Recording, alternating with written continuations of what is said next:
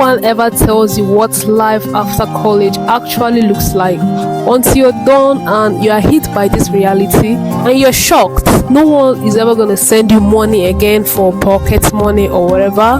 You are no longer hiding under the disguise of I'm a student, and everyone is so curious to know what you are. Are you a businessman? Are you a lawyer? Are you a doctor? Wherever. But I believe if we were more prepared for this, we wouldn't be thrown off balance by this unexpected reality. There are actually 3 stages to life after college. And in this video, I'm going to be telling you the pros and cons. And as a student who just graduated from college, I've seen friends, I've seen colleagues who have gone through these stages, and I can tell you what it looks like. And at the end of this video, you're going to be seeing what each stage actually looks like. The first step is job hunting. I had a sister, when she finished, immediately she got a very well-paying job that paid her in 5 figures. As at then, that looked like a very good salary because she could get her own apartment, feed herself, pay water bills, electricity bills, and she was so happy and comfortable. Imagine graduating at the age of 22 and getting paid at that salary. At that age, it looks like a very big achievement. Imagine someone who has applied for the same job more than 10 times.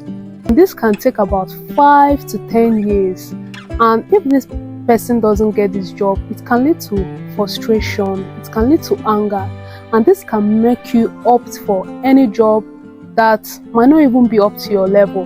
Like I've seen a graduate driving a tricycle, and let me tell you about this, my sister. At a point, this salary was not enough anymore. The increment was not coming so immediately because she had to send money to her younger one, to her parents, and she realized that she was just revolving around the same circle of making money, paying house rent, paying water bills, electricity bills, and there were no savings. She had to quit this same job that she was so happy that she got. The second stage is going back to school. At this stage, you're still hiding under the reality of, oh, I'm a student, you still need support, you still need structure, you're still being sent money. It can be very interesting and sweet at this stage because you're hiding under responsibilities. Another good thing with this stage is that there might be better opportunities waiting ahead for you. For example, I graduated from the Department of Anatomy, and 90% of my classmates went back to school. Some went back to study nursing, some went back to study medicine, some went back for their masters, and I can guarantee you that better opportunities are waiting for most of these my classmates, and it can give you time to chase your dreams, to chase your side hustle. Because the truth is that if you come out entirely as, okay, I'm a graduate, I'm ready to face the labor market, they might be like, okay, so what can you offer? What are you bringing to the table? And as a result of the pressure that family puts on you, you might not have the time to chase your side hustle. You might not have the time to chase your dreams. This can make you to even forget what you want to do with your life, your passion, your dreams. This is one advantage of going back to school, and that's the secret I've given you. Another good thing is that adulthood is boring. A lot of people have not thought about this. You see, when you are in school, you have a lot of friends, you have a lot of people to meet. Go and ask people that have left college. It's so boring. You don't have anybody else around you. You wake up in the morning, you go to work, you come back. Now, this is your life to face.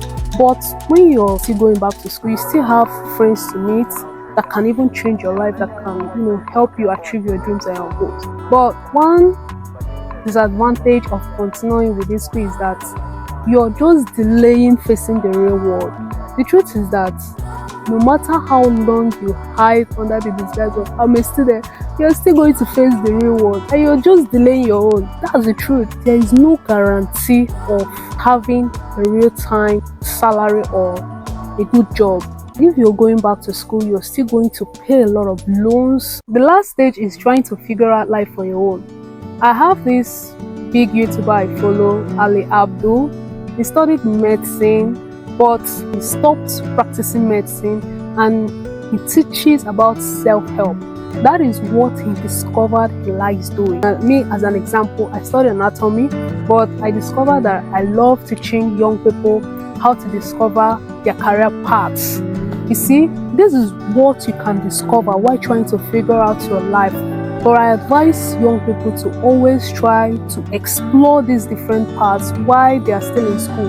The truth is that you might not even practice what you studied in school. And one good thing with this phase is that it lets you try out new things, try out different things. It can also give you a leverage to try out new businesses and even give you creative ways to earn. The truth is that money is not paper. Money comes from ideas. I've never seen someone who is doing a job that is a billionaire. It's always a result of their creativity. Look at Bill Gates, Elon Musk. This is as a result of their creativity.